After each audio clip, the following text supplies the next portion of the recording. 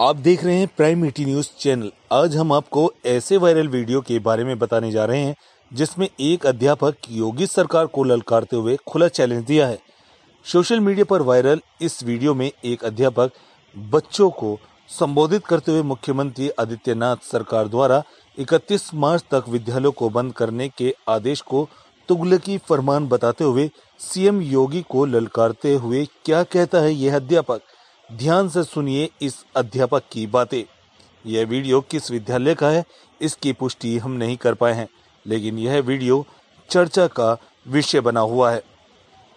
Reporter Sunil Sahu के साथ prime 80 news. व्यवस्था कर लिया तब हमारे तुगलकी फरमान जो हमारे सरकार हैं वो अब आदेश कर दिए कि अब फिर जो है कि ये विद्यालय फिर बंद होगा। माननीय योगी आदित्यनाथ महाराज जी, मैं आपसे पूछना चाहता हूं कि आप बच्चों के भविष्य के साथ और जो प्राइवेट अध्यापक विद्यालय में पढ़ा के अपनी रोजी रोटी कमा खा रहे हैं उनके पेट पे लात क्यों मार रहे हैं? इन बच्चों के भविष्य के साथ खिलवाड़ क्यों कर रहे हैं? ठीक है, कोरोना अगर बढ़ रहा है, विद्यालय बंद था, पूरे साल में किसी एक अध्यापक ने, किसी एक प्रबंधक ने कभी भी विद्यालय खोलने के लिए कोई धरना प्रदर्शन नहीं किया और हम लोगों ने पूरा सपोर्ट किया। लेकिन बीच में अगर कोरोना फैल रहा है तो मैं आपसे पूछना चाहूंगा कि जब गोरखपुर महोत्सव आप करा रहे थे तब कोरोना फैल नहीं रहा था।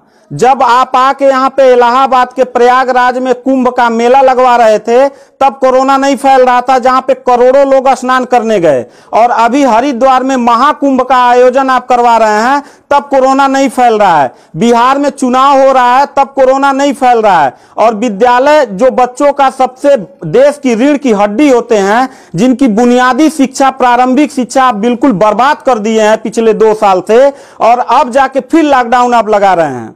तो आपसे पूछना चाहेंगे कि बच्चों के भविष्य के साथ आप मैच क्यों खेल रहे हैं? ये जितने भी बच्चे हैं, अगर 1 मार्च आप 1 अप्रैल बोले हैं, 1 अप्रैल तक अगर विद्यालय नहीं खुला तो इन सारे बच्चों को लेके मैं रोड पे बैठ जाऊंगा। ये मैं आपको खुला चैलेंज कर रहा हूं, क्योंकि बात सिर्फ मेरे तक का नहीं है, इन सारे बच्चों का भविष्य है। और इन सारे बच्चों का भविष्य आप लोग अंधकार में डाल रहे हैं। आप लोग खुद नहीं चाहते हैं कि देश का बच्चा पढ़े, पढ़ के कुछ लायक बने। आप लोग अपना, जब रैली निकालना रहेगा, चुनाव रहेगा, तो कोरोना आपके पास नहीं रहता है। और जब आपको लगेगा कि आपके विपक्ष में लोग खड़े हो रहे हैं तो आप कोरोना का ड्रामा करा के विद्यालय को सबसे पहले आप बर्बाद कर रहे हैं। आप बताइए, विद्यालय में, आप गोरखपुर जिले में 193 लोगों ने अपने विद्यालय की मान्यता निरस्त करा लिया। जानते हैं क्यों? महंत योगी आदित्यनाथ जी, क्योंकि वो लीज पे चलाते थे और उनका भाड़ा हुआ करता था 40,000 45,000 रुपया मंथली हुआ करता था। वो भाड़ा न चुकाने के वजह से, चूंकि मालिक को भाड़ा चाहिए, उन लोगों ने अपनी मान्यता निरस्त करा दिया। और सरकारी जो स्कूल है उनकी हालत तो पहले से मतलब खस्ता हो चुकी है।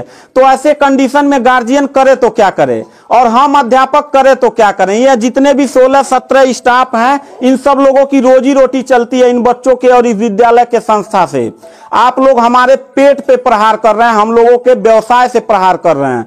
अगर आपको लग रहा है कोरोना है, ठीक है, विद्यालय बंद कर दीजिए, तो आप ये भी अपनी नियत को साफ करिए कि कुंभ का जो मेला, महाकुंभ का लगवाने वाले हैं, उसको भी कैंसिल कर दीजिए। और जो गोरखपुर महोत्सव और गोरखनाथ का मेला लगवा के आप ड्रामा करवा रहे हैं वो भी बंद करवाइए। यानी आप खुद नियम का पहले फॉलो करिए, हम लोग नियम को फॉलो करने के लिए तैयार हैं।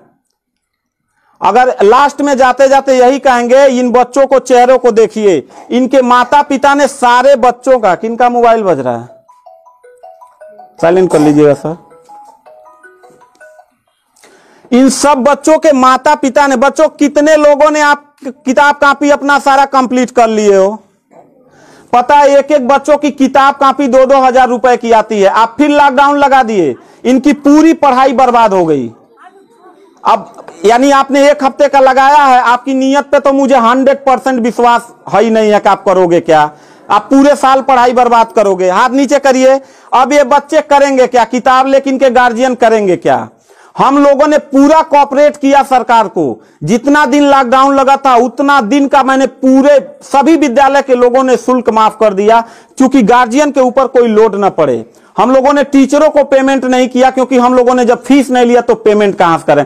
हम लोगों ने पूरा सरकार का साथ दिया, जितना हो सकता था सब लोगों ने साथ दिया। लेकिन अब इतनी कंडीशन होने के बाद, विद्यालय खुलने के बाद आप लोग विद्यालय बंद कर रहे हैं, ये बहुत ही गलत कर रहे हैं। और आपका पॉलिटिकल जो फंडामेंटल जिस पे आप चल रहे हैं कि जिन नियतों पे आपका बर्बाद होने वाला है, मैं लिख के आपको दे दूंगा कि अगर फिर से 1 अप्रैल के बाद, ठीक है, अगर 1 हफ्ते के रोकने के बाद कोरोना भाग जाता तो मतलब 1 हफ्ता आप बंद कर लीजिए, बिल्कुल हम लोग 1 हफ्ता नहीं पढ़ाई कराएंगे।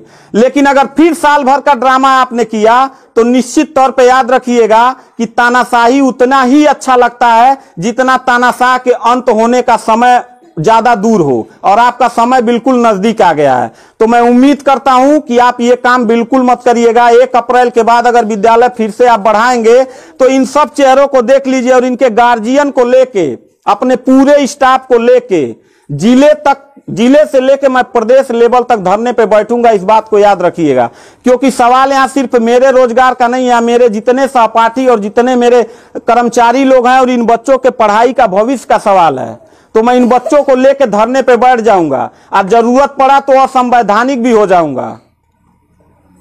इसी के साथ मैं सरकार से रिक्वेस्ट करूंगा कि अगर 1 हफ्ता में बंद करने से कोरोना भाग जाता है तो हम सब लोग आपके साथ हैं, अगर नहीं भागता है तो 1 अप्रैल से छोड़ दीजिए। हम लोगों को कोरोना होगा, मरेंगे, क्या करेंगे वो हम लोगों की रिस्पांसिबिलिटी है। आपको इतना चिंता करने की जरूरत नहीं है, क्योंकि कोरोना में लॉकडाउन लगाने के बाद खाना हम ही लोग पहुंचाएंगे, लोगों के आने जाने की व्यवस्था हम ही लोग करेंगे, उनके दवा दारू की व्यवस्था हम ही लोग करेंगे। आप सिर्फ ड्रामा करेंगे, सिर्फ थरिया पिटवाएंगे और मोमबत्ती जलवाएंगे, इससे ज्यादा तो आपकी कुछ औकात है ही नहीं है।